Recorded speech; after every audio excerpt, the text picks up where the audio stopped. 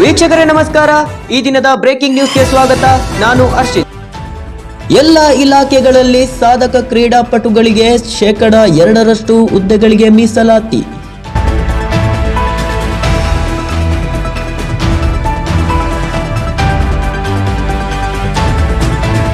ರಾಜಸ್ಥಾನದಲ್ಲಿ ಬಾಗಲಕೋಟೆ ಮೂಲದ ಯೋಧ ಹುತಾತ್ಮ.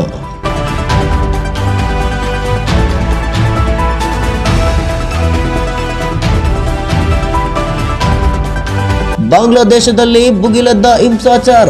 ಇಂಟರ್ನೆಟ್ ಸೇವೆ, ಎಲ್ಲ ರೈಲ್ವೆ ಸಂಚಾರ ಸ್ಥಗಿತ.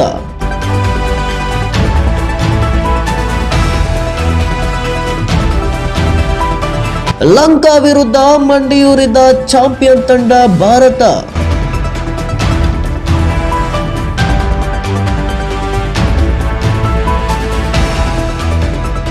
ಕಾರ್ಲೋಸ್ ಆಲ್ಕರಾಜ್ ಮಣಿಸಿ ಚೊಚ್ಚಲ ಒಲಿಂಪಿಕ್ ಚಿನ್ನ ಗೆದ್ದ ನೋವಾಕ್ ಜೋಕೋವಿಕ್.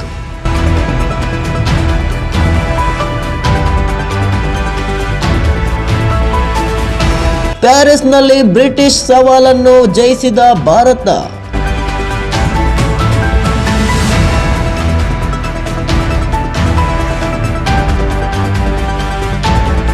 ಬೆಂಗಳೂರಿನ ಮಕ್ಕಳಲ್ಲಿ ಹೆಚ್ಚಾಗುತ್ತಿದೆ ಚರ್ಮ ರೋಗ. ಎಚ್ಚರ ವಹಿಸುವಂತೆ ವೈದ್ಯರ ಸಲಹೆ.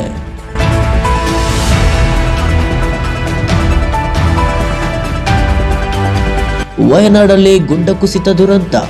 ಸಾವನ್ನಪ್ಪಿದವರ ಸಂಖ್ಯೆ 387ಕ್ಕೆ ಏರಿಕೆ.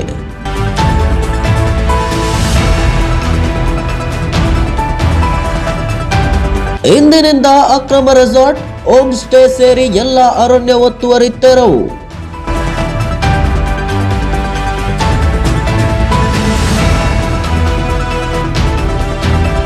ಯಾದಗಿರಿ ಪಿಎಸ್ಐ ಪರಶುರಾಮ್ ಸಾವು ಪ್ರಕರಣ.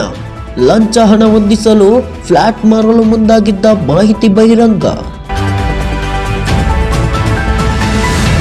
ಇದಿಷ್ಟು ಈ ದಿನದ ಬ್ರೇಕಿಂಗ್ ನ್ಯೂಸ್. ನಿರಂತರ ಸುದ್ದಿಗಳಿಗಾಗಿ ನೋಡ್ತಾ ಇರಿ NKS TV4. ಇದು ನಿರಂತರ ಕಾರ್ಯಪಡೆ.